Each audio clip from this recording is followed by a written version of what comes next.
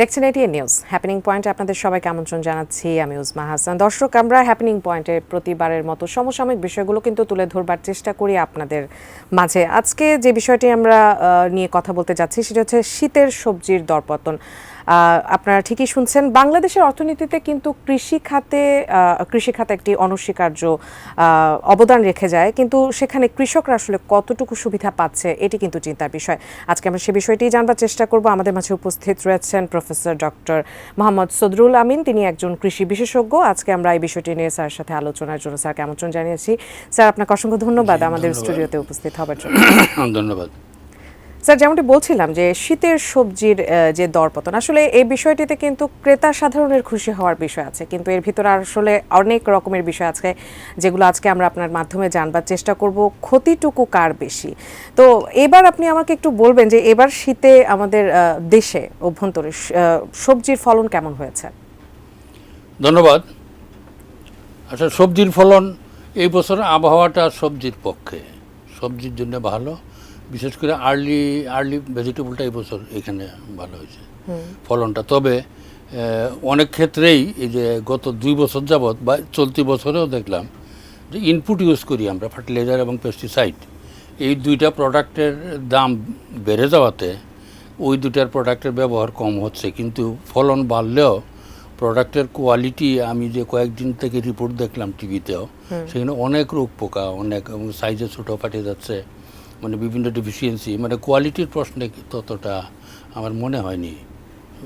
টিভির রিপোর্ট ফলন বেশ ভালো। হ্যাঁ, ফলন এমনি ফিজিক্যালি ফলনটা ভালো দেখা যায়, কিন্তু আমরা দেখি তো দূরে থেকে, কিন্তু প্রোডাক্ট ইউজের ক্ষেত্রে কোয়ালিটির প্রশ্নে একটু এই বছর সেটা কিন্তু ওই কারণে যে পেস্টিসাইড এবং ফার্টিলাইজার এই দুটার দাম বাড়াতে, ভ্যারাইটির দাম বেশি, শ্রমের দাম বেশি, এই জন্য একটু আফটার কেয়ার যেটা করা হয় সেটা একটু কম হয়েছে। আর কৃষকও চেষ্টা করে যে 60-70 দিনের মধ্যে ফলনটা হয়ে যাওয়ার পরে সে বাজারে বিক্রি করতে পারলে সে একটু লাভ পায়। হাইব্রিড ফসলের কথা বলছেন? হ্যাঁ, না, সব ফসলই। তাতে যেমন এই যে ফুলকপি বর্তমানে যেটা, এইটাও কিন্তু 1 সপ্তাহ আগে বেশ ভালো দামই ছিল, এই সব পড়ে গেছে, কিন্তু কৃষক চেষ্টা করছে আর্লি মার্কেটটা ধরার জন্য, অনেকে তুলে বেছে। সেটা আমাদের প্ল্যানের অভাব। তবে আমি এই ব্যাপারে একটা কথা বলতে চাই, এই যে চলতি বছরে যে সবজির দাম কম, বা ফুলকপি এখন দেখা যাচ্ছে, বা মূলাও আছে, আলু আছে, আলুর দামও কমে গেছে, এইটা আমাদের জন্য একটা সতর্কতা। কারণ কৃষি যে চিন্তাভাবনার ক্ষেত্রে খাত হিসাবে যে কত দুর্বল অবস্থায় আছে, এইটা বর্তমান পরিস্থিতি হইল এর প্রমাণ। এটার কোনো মার্জ বা ইকুয়েশন না, এটা আমাদের প্ল্যানিং ছিল না, আমাদের কোনো প্ল্যানিং নাই। কোনো একটা ডিজাস্টার হইলে আমরা কিভাবে ফেস করব তার কোনো প্রস্তুতি নেই, এবং অর্থাৎ পুরাপুরি নেগলেক্টেড অবস্থায় ছিল এবং আছে। কারণ গত 10-15 বছরে এমনভাবে প্রচার হয়েছে যে আমরা কৃষিতে অনেক কিছু হয়ে গেছি, তাতে কিন্তু মানুষের আকর্ষণ এবং অন্যান্য চাহিদা বা বাজেট, R&D অন্যান্য ক্ষেত্রে সরকারের গুরুত্ব কমে গেছে, বাধ্য হয়েছে যে এটা তো আমরা হয়ে গেছি, দরকার কি? এইটাই বললাম যে আমাদের ওই রকম হওয়ার দরকার নাই। বাংলাদেশের কৃষিটা হলো R&D পর্যায়ের, এখনও রিসার্চ অ্যান্ড ডেভেলপমেন্ট পর্যায়ে আছে। এর প্রতি আমাদের অনেক যত্নবান হওয়া লাগবে, যে সরকারই হোক এর প্রতি যত্নবান হওয়া লাগবে। এটাতে অবহেলা করার কিছু নাই। তাহলে আমরা বর্তমানে যে দুনিয়ার দেশগুলি আছে তাতে দুই ভাগে ভাগ করা যায় দেশগুলিরে। একটা হলো কৃষক আছে, কৃষি আছে, আর কতগুলি দেশ আছে কৃষি আছে, কৃষক নেই। যেমন আমেরিকা, লন্ডন, এতে 1%, 2% কৃষক, কিন্তু বাংলাদেশে তারা কি যান্ত্রিক ব্যবস্থার কারণে এগিয়ে আছে? না, তাদের তো জমি পরিমাণ বেশি, হাজার হাজার একরের একটা ফার্ম মেশিন দিয়ে চালায়, তাতে কৃষক নাই, কৃষি আছে। কিন্তু আমাদের কিন্তু কৃষক আছে, কৃষি আছে, কিন্তু আমরা এখানে কৃষকটাকে বাদ দিয়ে দিচ্ছি। কৃষককে মানে বলছি চাষা, এটা হবে না। কৃষককে সামাজিকভাবে কাছে আনতে হবে, আপনি বললেন, এবং কৃষি শিক্ষার ব্যাপারটাও এভাবে আনতে হবে, নাহলে আমাদের রক্ষা নেই।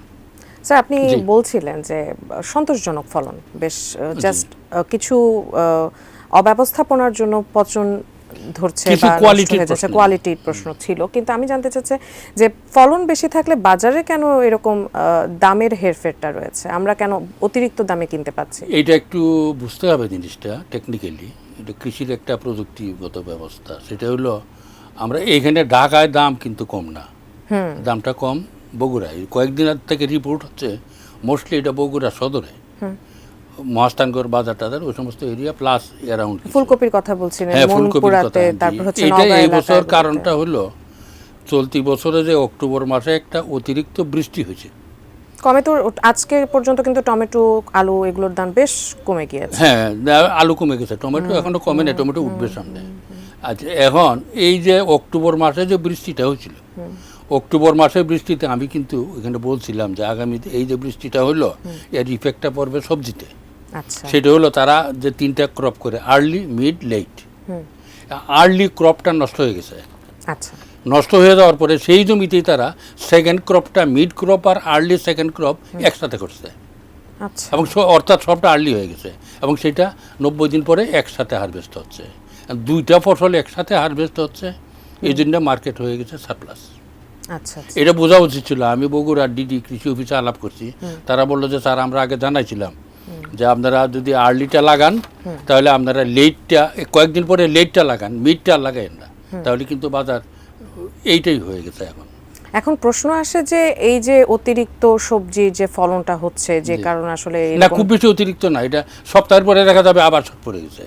আচ্ছা, খুব বেশি না, কিন্তু 2টা কোয়েনসাইড করে আর কিছুদিন পরে তো রোজা আসছে, এক মাস। যে কোয়েনসাইড করে যাচ্ছে, 2টা ফসল একসাথে কোয়েনসাইড করাতে এক সপ্তাহ, যেটা 2 সপ্তাহ পরে আসতো ফলনটা, সেটা 1 সপ্তাহ পরে আসছে, আর এইটা পিছিয়ে গিয়ে একসাথে হয়েছে। এখন দামটা কমে গেছে। আর কিছু আছে ট্রান্সপোর্টের ক্ষেত্রেও কিছু সমস্যা আছে, যেগুলোর দাম কমে যাচ্ছে, যে ম্যাজিক্যালি দেখা যাবে যে আর 1 মাস পরে সেগুলো কিন্তু ঊর্ধ্বমুখী। আমরা এটাই সাধারণত আস্তে আস্তে জেনে থাকি যে রোজা আসবে, বছরের সম্ভাবনা কম, রোজা তবে আসবে, ফুলকপি ক্রেতাদের হবে না। মাথায় হাত পড়বে ফুলকপি তখন। এগুলো টাইমলি ফিক্সড ক্রপ, এটা হয়ে গেলে শেষ হয়ে গেলে শেষ হয়ে যাবে। জি, তো সেগুলোর আসলে আমরা কিভাবে স্টোরেজ করে রাখতে পারি, সেটির কেন একটা সুষ্ঠু ব্যবস্থাপনা নেই? বারবারই যখন এরকম প্রশ্নগুলো আসে, স্টোরেজের প্রশ্নটা আসে। এখন স্টোরেজের প্রশ্ন, অন্যান্য ব্যাপার হচ্ছে কি, বিভিন্ন সবজির স্টোরেজ টেম্পারেচার বিভিন্ন। আমরা কৃষিতে যে স্টোরেজগুলি করি তাতে 4 ডিগ্রি থেকে 12 ডিগ্রি পর্যন্ত বিভিন্ন চেম্বার করতে হয়, যেটা কস্টলি, এবং ওই সমস্ত জায়গায় কৃষক রাখতে চায় না। এবং বর্তমানে যে লেভেলে প্রোডাকশনটা হয় তাতে স্টোরেজের প্রয়োজন হয় না। বর্তমানে যেটা হয়েছে এটা একটা এরকম যে ডিউ টু ডিজাস্টার বা একটা ক্রপ নষ্ট হওয়াতে 2টা ক্রপ একসাথে হয়ে গেছে, এটাও থাকবে না। কিন্তু সরকার যদি সচেতন হয়, তাদের যদি সিকোয়েন্সিয়াল প্ল্যানিং যেটা বলি আমরা, উপজেলা থেকে যদি কন্ট্রোল করা হয়, যে এটা লাগান, এই ভ্যারাইটি এখন লাগান, 15 দিন পরে এই ভ্যারাইটি লাগান, 15 দিন পরে ওই ভ্যারাইটি লাগান, তাহলে কিন্তু 3 মাস সিকোয়েন্সিয়ালি ফলনটা আসতে থাকবে। এইটা এবার করা হয় নাই, করার সম্ভব হয় নাই। আর কৃষি নির্ভর দেশে যে এতদিন পর্যন্ত এইরকম কোনো প্ল্যানিং নেই, এটার কেন? এটা হলো কি, গত বললাম না, যখনই বলা হচ্ছে যে আমরা স্বয়ং সম্পূর্ণ, তখন সরকার বাজেটে কৃষির বাজেটটা সেইভাবে ফুলফিল করতেছে না। বলতেছে আমরা যারা আমলা আছে, যারা নীতি নির্ধারক আছে, বলে কৃষিতে তো আমরা অনেক দূর হয়ে গেছি, আমার তো ইতিমধ্যে 3টা শার্ট আছে, আর একটা শার্ট কেনার দরকার কি? এই জন্য কৃষিটা নেগলিজেন্সের পর্যায়ে চলে গেছে। বিশেষ করে ভেজিটেবলসটা তো আমদানি হয় না, খুবই কম। সব ফসলেই আমদানি হয়, ভেজিটেবলটা আমদানি হয় না, প্রোডাকশন করা হয়। কিন্তু এইবার যেটা হইলো এই ফুলকপির ক্ষেত্রে, এটা কিন্তু 1 সপ্তাহের একটা সমস্যা, এটা একটা রেয়ার সমস্যা। এটাও একটা due to non planned, non sequential হওয়াতে এই জিনিসটা হয়েছে। তবে এটা কিন্তু আমরা ইচ্ছা করলে এটা হইতে দেওয়া উচিত ছিল না, এটার ব্যবস্থা আছে। আপনি যেটা বললেন প্রসেসিং, ফুলকপি, বাঁধাকপি, ওলকপি, এইগুলি প্রসেসিং খুব ময়েশ্চার অনেক হাই, তো এটা প্রসেসিং করলে এটার কিছু আমরা প্রসেসিং বেশি বলি যে অন্যান্য ফ্রুটস এবং স্পাইসেস, মশলা। স্যার, আমরা একটু বিরতিতে যেতে চাচ্ছি, এর পরবর্তীতে এসে আমরা আপনার সাথে সবজির বিপণন নিয়ে কথাবার্তা জানতে চাইব। দর্শক, হ্যাপেনিং পয়েন্ট এই মুহূর্তে নিয়ে নিচ্ছে একটি বিরতি, আমাদের সঙ্গে থাকুন।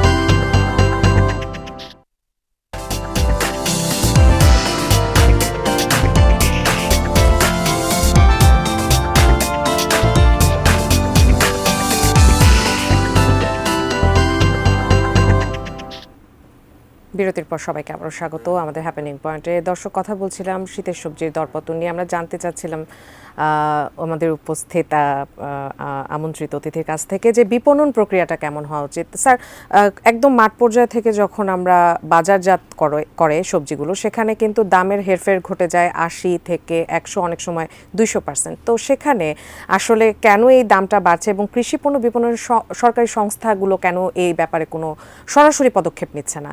যদি মাঠ পর্যায় থেকে তারা সরাসরি আনতো বা কৃষকরা যদি সরাসরি কোনো ব্যবস্থা করতে পারতো, তাহলে হয়তো বা এই যে মাঝখানে যে দামের হেরফের, সেটা হয়তো বা আমাদের ক্রেতাদের অন্তত ভোগ করতে হতো না। Thank you. কিন্তু কৃষি যে প্রোডাক্ট আছে এর মার্কেটিংটা হয় কৃষি প্রোডাক্টের প্রকৃতি অনুসারে। আমরা ভেজিটেবলটা এটা হলো পেরিশেবল, এটার মার্কেটিং পদ্ধতি ভিন্ন। আবার ধান চাউল এগুলি হলো পেরিশেবল না, এটার মার্কেটিং ভিন্ন। এখন কৃষি সবজির ক্ষেত্রে বিশেষ করে ফুলকপি, বাঁধাকপি, টমেটো, বেগুন এগুলি হলো 85%, 90% ময়েশ্চার, পানি থাকে, এটা স্টোর করা যায় না। এটার মার্কেটিংটা হয় ওরকমভাবে। প্রথম কথাই হচ্ছে it should be localised production, যেখানে জেলায় ব্যবহার হবে, জেলার আশেপাশে উৎপাদন হবে। এইটাই হলো ইন্টারন্যাশনাল নিয়ম, যে পেরিশেবল প্রোডাক্ট, ভলিওমেট্রিক প্রোডাক্ট, দাম একটু কম, এটা লোকালাইজড প্রোডাকশন করতে হবে। এবং বাংলাদেশের যে আবহাওয়া, তাতে প্রত্যেক জেলায়ই মিনিমাম শাকসবজি প্রত্যেক জেলায় জন্মায়। কিন্তু আমি ঢাকা বসে থাকবো, বগুড়া থেকে আসবে, ঢাকায় খাবো, ঢাকা টাউনে কোনো সবজি করবো না, এটা হবে না। সুতরাং এইটা যতদিন না হয়েছে, যতদিন পর্যন্ত লোকালাইজ প্রোডাকশন, কমপক্ষে জেলাটাকে যতদিন সেলফ সাফিসিয়েন্ট করা না হয়েছে, ততদিন প্রোডাক্টের কষ্ট বাড়বে, ট্রান্সপোর্টের নানা রকম সমস্যাও হবে। এই বর্তমানে যেটা হচ্ছে। আচ্ছা, এখন কি বলতেছিল যে যাতায়াতের তো সুব্যবস্থা রয়েছে, কিন্তু না আমার কথা হচ্ছে যে অনেক সময় পরিবহনের সমস্যা আছে। কথা তারা বলা আজকে হচ্ছে। একটু উদাহরণ দিয়ে, যেমন পরশুদিন বগুড়ার মহাস্থানপুরের ওই জায়গায় আক্কেলপুর এরিয়াতে যাইতে একটা ট্রাক, কোনো একটা কোম্পানির আড়তের একটা ট্রাক মাঠে গেছে, কৃষক মাঠের থেকে মাল উঠাই দিছে, ট্রাক ভর্তি করে ট্রাক নিয়ে চলে গেছে।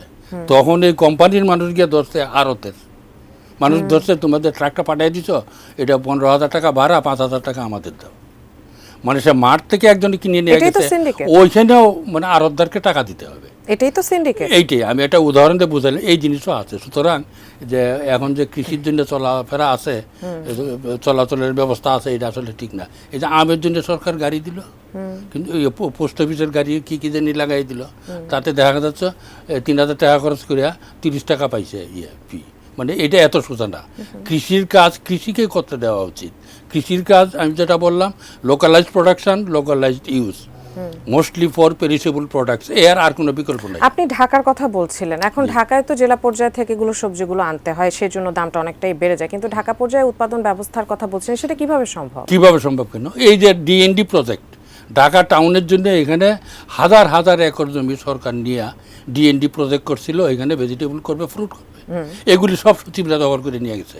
আচ্ছা, এটা কি এই যে আজিজ মার্কেট, ওই যে সুপার মার্কেটগুলি, প্রত্যেকটা সুপার মার্কেটের অনুমোদন নিছে যে ঢাকা অ্যারাউন্ডে যে ভেজিটেবল ফলফুল হয়, এটা আমরা বিক্রি করব।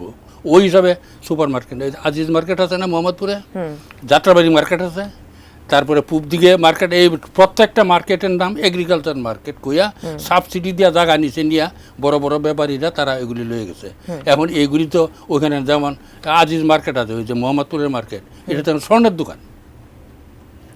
এই জন্যই বললাম কৃষি একদম নেগলিজেন্সের চূড়ান্ত পর্যায়ে আছে। এগুলি সমস্ত ভাঙিয়ে দিয়া কৃষি মার্কেট করা উচিত ওখানে, তাহলে আর সমস্যা হবে না। যেটা করছিল কি, এটা ওই বাংলাদেশ স্বাধীন হওয়ার পরে ওইগুলি ছিল, যে যাত্রাবাড়ি এটা মার্কেটটার নাম কি, এই সবটি কিন্তু কৃষি মার্কেট। এই যে কারণ বাজারকে কম ট্যাক্স অন্যান্য সুযোগ সুবিধা দিচ্ছে কৃষি মার্কেট বলে। এখনও রাস্তাঘাটে কৃষি দোকান আছে, কিন্তু অন্যান্য দোকান তো সব এই যে 8তলা, 12তলা, 15তলা সব কৃষি মার্কেট ছিল। এইখানে আমি রাস্তায় যে আমরা ডিজিটালের দিকে ঝুঁকছি, কিন্তু কৃষি ব্যবস্থাপনার দিকে কৃষিটাতে ভুলে গেছে। কৃষিটা মনে করতেছে আমদানি করলেই হবে, কিন্তু হবে না। কৃষি সব শাকসবজি ফলমূল অন্যান্য আমদানি করে এই দেশ টিকবে না, এবং এই কৃষিকে অবহেলা করিয়া এরকম করে করিয়া আসলে প্রশাসনও ভালোভাবে কাজ করতে আমরা পারবে না। প্রোগ্রামের প্রায় শেষেই চলে জি, এসেছি, আপনার কাছে দুটি ছোট করে জানতে চাইবো। আসলে সমস্যা থাকবে, সমস্যার জি, জি, সমাধানও জি। রাখতে হবে, আমরা আপনার কাছ থেকে এগুলোর করণীয় কি সে বিষয়ে জানতে চাইবো, এবং কৃষি উৎপাদন গবেষণার ক্ষেত্রে বিপণন আমাদের গবেষণা কতটুকু পিছিয়ে আছে আর কি করা উচিত সে বিষয়ে একটু যদি আমি আমাদের করণীয় জানাবেন, ছোট সম্পর্কে করে। আমি সংক্ষেপে কয়েকটা কথা বলি। এটা কারণ এতদিন কৃষি চলছে জেনারেল ইকোনমিস্টের সুপারিশে, কিন্তু আমরা ফেল করছি।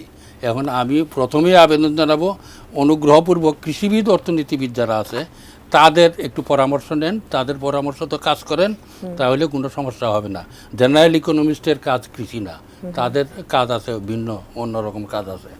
আচ্ছা, এক নম্বরে হইলো যে কৃষিবিদ ইকোনমিক্সের কাজ করেন, জেনারেল ইকোনমিক্স না। 2 নম্বর হইলো এই যে জেলা থেকে যে ঢাকা আসে, এই মুহূর্তে উচিত সরকারের 10-20টা ট্রাক বা সব জায়গার জন্য ওইখানে ট্রাক লোড করে ঢাকা নিয়ে আসবে। এটা সরকারি, যেমন এই ডিসি কথাটাই আমি প্রথম থেকে জানতে চাচ্ছিলাম। ডিসি সাহেবরাই এই 10টা ট্রাক যদি বগুড়া থেকে ঢাকা পাঠিয়ে দেয়, দেখবে ওই দাম 4 টাকা থেকে 10 টাকা উঠে গেছে। এটা ইমিডিয়েট করা দরকার, এর কোনো ইয়ে নাই। যে প্রত্যেক জেলা থেকেই কমপক্ষে 20-50টা ট্রাক ভর্তি করে ঢাকা পাঠিয়ে দিবে। এটা মনে করতে হবে, সরকারকে মনে করতে হবে ইটস এ ডিজাস্টার। এটা একটা ইমার্জেন্সি, এটা কৃষকের জন্য ডিজাস্টার, ইমার্জেন্সি। এই কাজটা করা উচিত। প্রত্যেক জেলা থেকে 10টা ট্রাক যদি আসে, যেমন 10টা ট্রাক ঢাকা আসলো, 10টা ট্রাক চিরাং চলে গেল। বগুড়ার যে এখন 5 টাকা কেজি আছে, যেটা 2 টাকা কেজি আছে, সরাসরি মাঠ পর্যায়ে এটা থেকে 15 টাকা ব্যবস্থা কেজি যেটা হয়েছে। সরকার নেবে। এটা ওই মার্কেটেই আছে, মহাস্থানগড় বা অন্যান্য বড় বড় মার্কেট কিন্তু রাস্তার পারে, ফেনীতে, নিমসর, বড় বড় মার্কেট সব, আমরা তো সারা দেশে ঘুরি, বড় বড় মার্কেট সব রাস্তার পাশে। এটা যদি গভর্নমেন্ট যদি ডিসি সাহেবরা বলে যে এই 10টা ট্রাক ইমিডিয়েট ঢাকা পাঠিয়ে দাও, তাহলে, এবং এটা কৃষকের কাছ থেকে এত টাকা করে কিনো, এবং বাকি টাকাটা শর্ট হয়, আমরা প্রয়োজনে সাবসিডি দিব, তাহলে কৃষক বেঁচে যাবে। এবং 1000 টাকা খরচ করিয়া সরকার 10,000 কোটি টাকা লাভবান হবে, এবং সরকারের সুনাম বাড়বে। এটা হলো সবচেয়ে, যদি এটা করে রেশন ওইখান থেকে কিনে সরকার, এটা অনলি 2 দিন বা 3 দিন করলেই ফিনিশ। 2 দিন বা 3 দিন। 2 নম্বর হলো ইনপুট কন্ট্রোল করা। এখন মাঠে যত ফসল আছে তাতে সপ্তাহের মধ্যে 2টা স্প্রে দিবে, একটা ফাঙ্গিসাইড আর একটা পেস্টিসাইড। এই 2টা স্প্রে যদি করিয়ে দিয়ে জমিতে থয়ে রাখে, এই ফসলটা আরো 7 দিন থাকবে, আরো 7 দিন থাকবে মাঠেই। এই ফসলটা আরো 7 দিন থাকবে, সে 7 দিন পরে তুলবে। কিন্তু ফাঙ্গিসাইড এবং পেস্টিসাইড 2টা স্প্রে, একটা ইনসেক্টিসাইড, একটা ফাঙ্গিসাইড দেওয়া, এটা পোকাও খাইয়ে ফেলবেন না, পচবেও না। ঠিক আছে। এটা আমাদের কৃষিবে আমরা এইটাই করি। এবং এখন এই যে অবস্থায় আছে, আর দেখলাম কিছু লাথি মারতেছে, কাটতেছে, ফেলতেছে, এটা শুধু স্ট্রেট বুঝলে এবং হবে না। তারা বলেছেও ভবিষ্যতে তারা সবজি না চাষে না না, যাবেন না। এগুলি মান অভিমানে কৃষি চলবে না। কথা হচ্ছে ওখানে যেগুলি কাটতেছে দেখলাম, তাতে কিন্তু অনেকগুলিতেই দেখলাম থেকেই ফ্লাওয়ারিং হয় নাই। এটা বীজেরও দোষ আছে, আচ্ছা, বীজেরও দোষ আছে, ফ্লাওয়ারিং হয় নাই, কাটি ফেলতেছে। ফুলটা ছোট হয়েছে, অথবা ফুলটা হওয়ার আগেই ফাটে গেছে, ফুল এসে গেছে। এইগুলি কাটতে, ওইটাও দেখতে হবে একটু। তারপরে হইলো এই যে জিনিসটা ফার্মারকে যে সাপোর্টটা দিবে, এখন এটাকে ডিজাস্টার ঘোষণা করা উচিত, অনলি ফর 1 উইক। 1 সপ্তাহের জন্য সবজিতে একটা ডিজাস্টার ঘোষণা করিয়া ইচ্ছা করলে সরকার কিছু টাকা ওখানে দিয়া মালটা নিয়ে আসতে পারে এখানে আইনা। এই বিভিন্ন জায়গাতে তারা ইয়ে দেয়, ওই কী বলে রেশন দেয় না। কয়েক বছর আগে তো আলুও রেশনে দিছে, যেটার দাম কমে গেছে, এটা আইনা আলুটা আর ফুলকপি, মূলা যদি রেশনে দিয়ে দেয়, তাহলে এটাও হয়ে যাবে। তারপর হইলো ফাইনালি হইলো, যদি এখানে টিকতে চায়, তাহলে সমস্ত vegetable sequential cultivation, approve variety. এবং এই ফাঁকে একটা কথা কই দেখো, কত নেগলিজেন্স।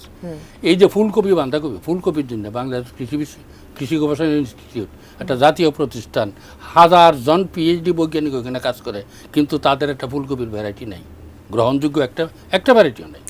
সমস্ত বিদেশ থেকে হাইব্রিড আনতেছে, যেগুলি আমাদের অজানা। আমরা বলি বাম্পার ফলন, না, অজানা ফলন। কারণ হাইব্রিড যেটা আসতেছে, বিশেষজ্ঞদের থেকে কি মতামত নেওয়া হচ্ছে? না না না না, এটা সব ব্যবসায়ীরা করে। ওই যে হাইব্রিড যারা বীজের ব্যবসা করে, একটা আনে উত্তর থেকে, চায়না থেকে, আরেকটা আনে দক্ষিণ থেকে, দক্ষিণ ভারত থেকে, যেগুলি আছে সব একসাথে চাষ করে। যখন বীজ কিনতে যায়, দোকানদার বলে, মানে বীজের ডিলার বলে, এটা আগাম আছে, এইটাই নেন, অথচ লেট। আর একটা লেট আছে, আগাম আছে বলে, আরে না, এটা পরে লাগানো, অসুবিধা হবে না। এরও মিথ্যা ব্যবসা চলছে, এবং এতে কৃষিবিদের কোনো ভূমিকা নাই। সরকারের কাজটা এমনভাবে করা উচিত যে কৃষিবিদের মাধ্যম ছাড়া যেন এই ধরনের কোনো প্ল্যানিং না হয়, তাহলে কৃষিরা দায়িত্ব নিত। আমি তো বিভিন্ন ডিডি সাহেবদের কালকে থেকে আমারও খারাপ লাগতেছে, ডিডিদের আমি জিজ্ঞাসা করছি আমার ছাত্র অবশ্য তোমরা এগুলি কী করছো, স্যার আমরা কটা করবো, আমরা তো দায়িত্ব আছে প্রোডাকশান বাড়ানো, কিন্তু আর মার্কেটিং সাইডে আমরা কেমনে দেখবো, আমাদের তো এত মানুষ নাই। মার্কেটিং সাইডের দায়িত্বে আছে বিপণন, কিন্তু বিপণনের কোনো জনসেবামূলক কৃষক সেবামূলক তাদের কোনো চার্টার নাই। তো তারা কী কাজটা করবে? তারা ওইখানে এই যে খামার বাড়ির বিল্ডিংয়ে বসে ওইখানে তারা প্ল্যানিং করে নানান কিছু অনেক কিছু করে, এতদিন মানুষ ছিল না, ইদানিং মানুষ হয়েছে। এখন সরকারের উচিত কৃষি বিপণন অধিদপ্তরকে মাঠে নামানো, যে মার্কেটিং তোমরা দেখো, এখন দেখে বাণিজ্য মন্ত্রণালয়, তারা দেখে প্রথমেই বলে যে আমদানি করে ফেলাই, এইটা বন্ধ করতে হবে। আমদানি করে ফেলাই তারা, তাদের প্রথম কথা এটা সচিবরা লাভবান হয়। স্যার আপনাকে কিন্তু এখন কথা হচ্ছে যে বিপণনকে বলতে হবে তোমরা মাঠে নামো, কৃষি সম্প্রসারণ বিভাগের সাথে একসাথে কাজ করো, they will produce, you will market. Sir সময় থাকলে হয়তো আপনার সাথে এই বিষয়ে আরো অনেক কিছু জানার আছে, আসলে শেষ হবার নয়, তবে আমাদের প্রোগ্রাম প্রায় শেষ মুহূর্তে। স্যার আপনাকে অসংখ্য ধন্যবাদ। এই মুহূর্তে ওই ট্রাক্টর সার্ভিসটা দেওয়া উচিত, তাহলে 2-3 দিনের মধ্যে প্রথমত হ্যাঁ কন্ট্রোল হয়ে যাবে। আপনাকে অসংখ্য ধন্যবাদ, আপনি অনেক রকমের গুরুত্বপূর্ণ তথ্য দিলেন আমাদের জন্য এবং কৃষক ভাইদের জন্য, আশা করি তারা উপকৃত হবেন। দর্শক, আসলে কৃষক ভাইদের উদ্দেশ্যে বলছি, কষ্টের ফসল যাতে নষ্টে না যায়, আমরা সেই আশা রেখেই আজকে আমাদের এই অনুষ্ঠানটি শেষ করছি। দর্শক যারা এতক্ষণ পর্যন্ত আমাদের সাথে ছিলেন, হ্যাপেনিং পয়েন্টের সাথে যুক্ত ছিলেন, তাদের সবাইকে অসংখ্য ধন্যবাদ জানিয়ে শেষ করছি আজকের আমাদের হ্যাপেনিং পয়েন্ট। পরবর্তী হ্যাপেনিং পয়েন্ট নতুন কোনো বিষয় নিয়ে আমরা আবারও হাজির হব, ততক্ষণ পর্যন্ত দেখতে থাকুন, সাথে থাকুন এটিএন নিউজের।